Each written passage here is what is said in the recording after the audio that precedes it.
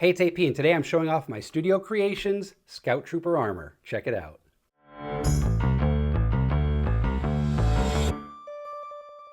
I finally put together my Studio Creations Return of the Jedi Scout Trooper armor, and I'm one step closer to getting a new costume added to the cosplay closet. Sorry, honey. Now, this isn't going to be your standard how to make it video. There's another one of those out there that does this way more justice from Mickey B over at the 501st Pathfinders. I'll leave a link to the description, but his walkthrough of putting together the RS props version of this armor was invaluable. I must have watched that thing 100 times. It was just on repeat the entire way through. Super helpful, so thank you, Mickey. I did want to give a quick overview and a walkthrough though, and share some things I learned along the way. So first, let's talk about tools. I purchased the trimmed kit from Studio Creations, so I didn't have to do any cutting. Now, to save yourself some time, I totally go that route. But if you need to save some money, though, pick up the untrimmed kit. It's actually not that hard to trim it from what I understand, but you're going to need some different tools versus what I'm sharing here. So for the trimmed kit, you're going to need a hot glue gun with glue sticks, a drill with a 1/8 inch bit, or a leather hole punch, which can do most of the work that the drill can do, by the way. This was also an awesome tip from Mickey, so thank you again. A sewing machine with white heavy duty thread or some badass hand sewing skills, a lighter, and we'll get to that in a second, scissors, a Dremel with a 1.5 inch plastic cutting disc, and or an X-Acto knife with lots of replacement blades because, well, blades go super dull, super fast. Hey folks, Future AP here. You're also going to need a rivet gun. That's right, a rivet gun. There's lots of rivets in this project, and you're not going to want to miss out on getting yourself a rivet gun. All right, let's get back to the video. For supplies, you'll need 3mm aluminum rivets, some long black zip ties, zip tie holders, E6000 glue, and then a bunch of soft goods like nylon webbing, elastic, Velcro, and parachute clips. Now, I think that's it, but I will leave the full list in the description in case I forget anything. And I'll also leave links to the items I used so you can pick them up. The Studio Creations kit did actually supply a bunch of different sized webbing and parachute clips, but I found I'm a little larger than your average stormtrooper, so I had to pick up more to accommodate my big frame. I'm 6'2", 220 pounds, so if that's a barometer for you, then so be it. I did have to go a little bit wider than what was provided with the Studio Creations kit. Bad guy in little gold. Now, before you dive into putting your armor together, make sure you have the costume reference library handy, as it has tons of great information and photos to reference.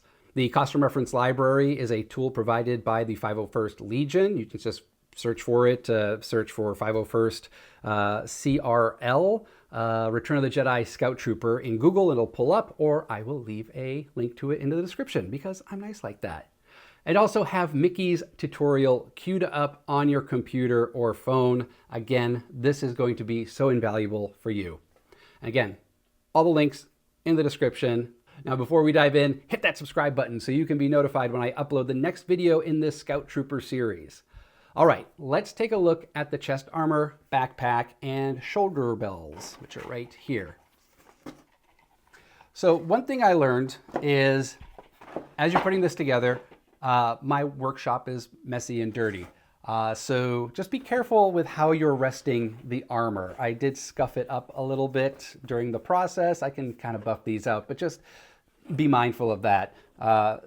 I might actually keep some of these for the weathering process, but you know. All right, so the chest armor comes in two pieces, and they're attached at the top. They're attached with Velcro, if you can see that. This is the hoop side of the Velcro. Can you see that?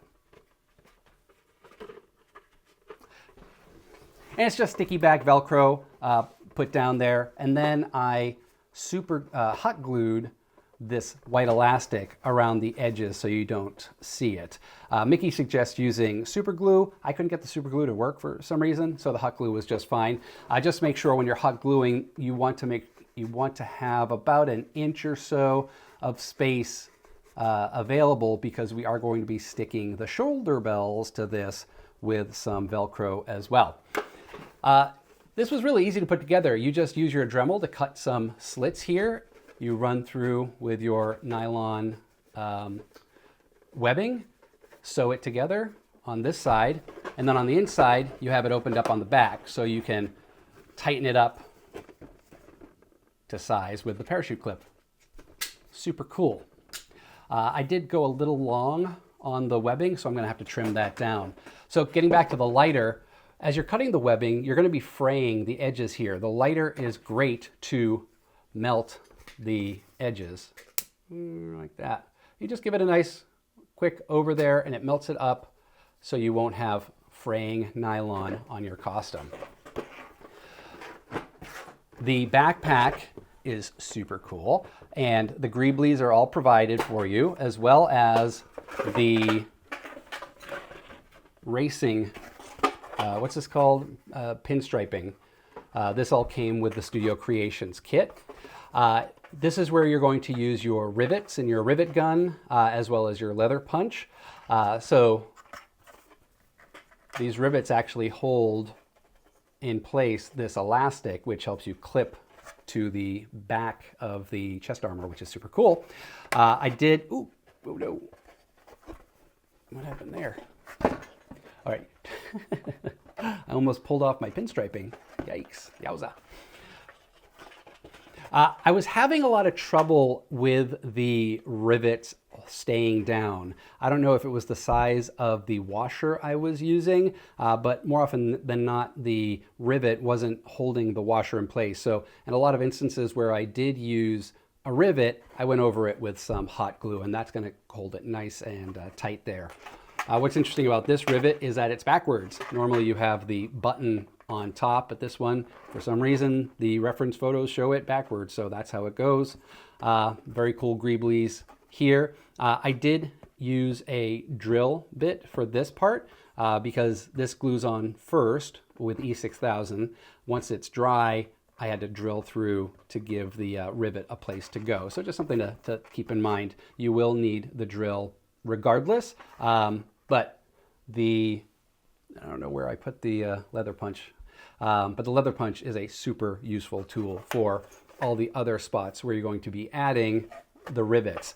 And then, because this comes off and on, it's easier to store or transport.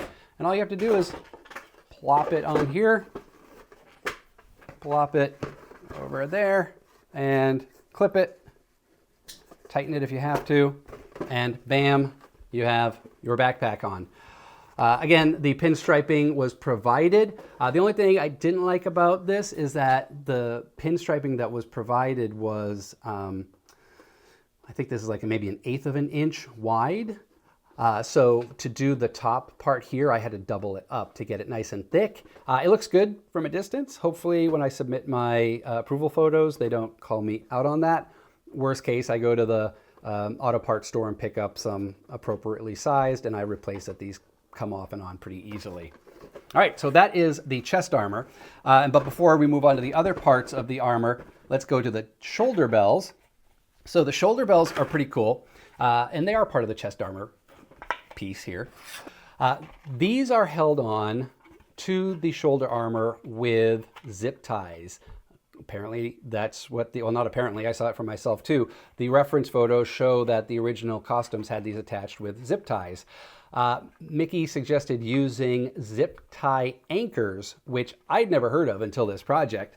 They are super cool. You can get a bag of like 100 of them for super cheap on Amazon. So if you're doing this, don't go to Amazon, just shoot me a DM and I will gladly send you some for postage. Because I literally have like all of these. I have all of these left and I'm not going to use them at all. So, but you need 4 of them for this. So 1, 2, 3, actually 6 of them. 6 of them for this. So 1 goes here and you put a 1/4 inch elastic in here so that holds it around your bicep, nice and snug so it doesn't flop around. And then you have 1 here to hold the zip tie in place, 1 here, and then kind of going back to what I was saying about leaving some space for the hoops, the hoops Velcro, you put the hook Velcro on this side, and then you just kind of stick it in there. And now your shoulder bell is attached to the armor. I probably, as I go kind of like suit up and, you know, experiment with putting this off and on, I might tinker a little bit with the zip ties, either giving it some more length or what. But for now, they're actually on there pretty sturdy, which is nice. And you just do it to the other one too. When I did try this on, it was way easier to put the chest armor on first and then attach the shoulder bells. I'm curious to see how this complicates making this an easy kind of put on armor versus needing someone to help you attach it, but we'll get there when we get there. But for now, that looks super cool. Again, because they come off, it's super easy to transport. So that is the shoulder armor. Oh, and then you also have this decal here. Again, came with the Studio Creations kit, so I didn't have to buy that. All right, moving on to the next complicated thing, we have the belt. So you have 3 pieces of armor. You have the belt and then the belt or the hip boxes. Again, you slice these slits with your 1.5-inch Dremel. And as you're using the Dremel, you might have to do a couple passes to get to the thickness of the webbing, of the nylon webbing. And then you just string it up. One thing to point out on this is these are non-functioning. So they really just kind of, you just kind of string them through. They don't do anything. And the belt was already pre-formed, pre-rounded. I believe the RS Props version, you have to mold to your shape. If you're a little bit smaller frame, you might want to use a heat gun or a very hot water bath, probably more a heat gun to bend this down a little. But this actually kind of fit perfectly on me, the way it was. And then you just have Velcro on the back to hold it together. So again, all of your sewing is really going to be around attaching Velcro or sewing the webbing together. The webbing on this is attached with rivets as well. This one somehow magically stayed. This one somehow magically stayed as well. I did hot glue this one so it stays straight. I'll probably hot glue this one too.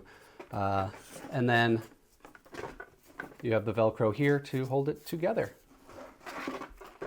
So you have that. And then finally, the easiest parts of this build are the arm pieces. So we have outside of the shoulder belt. Oh, well, these aren't the arms. Okay, let's talk about the knees, the kneecaps. This is the only one that I use an X-Acto knife on, and I would never do that again because it would have taken 10 times longer to use an X-Acto knife on all of these versus my Dremel. So, but I wanted to try it to see what it was like. The elastic is held in place with hot glue, super easy. And then this in particular, this one piece of armor here has 2 rivets, one on each side, 1 and 2, and that holds in this top piece of elastic. And I'll probably hot glue this down as well, just to give it a little bit more sturdiness. So that's the kneecap. Then we have the bicep. Again, hot glued in place, Dremel the slit, hot glued in place, and then E6000, the greebly on top of here.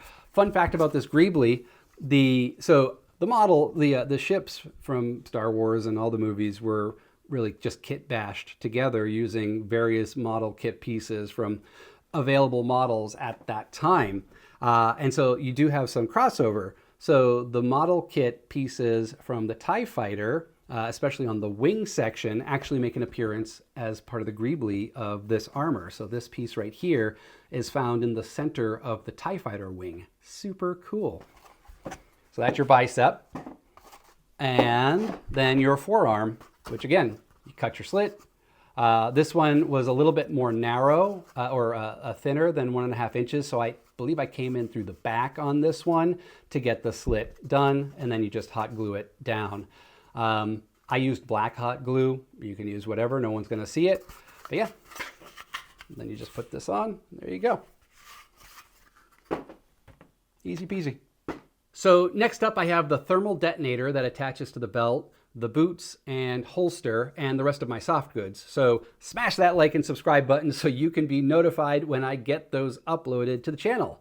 Again, big shout out to all the great resources at the 501st Pathfinders Forum, the 501st Custom Reference Library, and of course, Mickey B's excellent, amazing tutorial. All the links are going to be below. Thank you so much for watching, and I'll see you next time.